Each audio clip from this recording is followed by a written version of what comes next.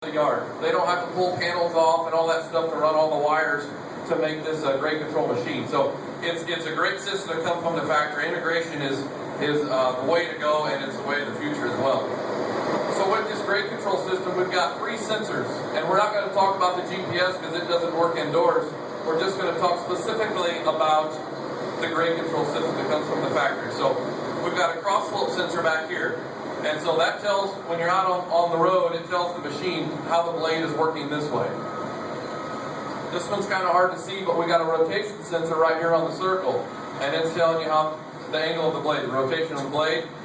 And under this box, right under the frame here, we've got a main fault sensor.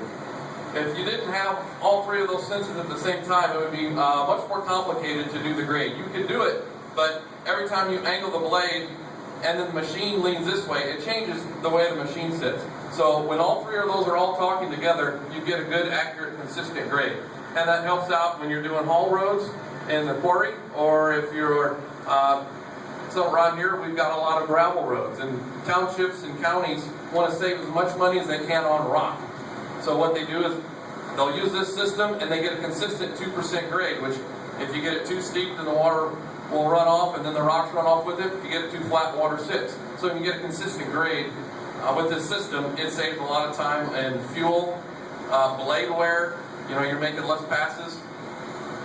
And it's just a great system for the operator, not having to guess at what 2% is. Motor grader operators are really hard to find. It's a patient person's tool. This is probably the most complicated machine to run, and being able to have that grade there for you is like having a surveyor in the cab with you. So what I'm going to do is I'm going to get back in and make a couple passes so you guys can see how this system works.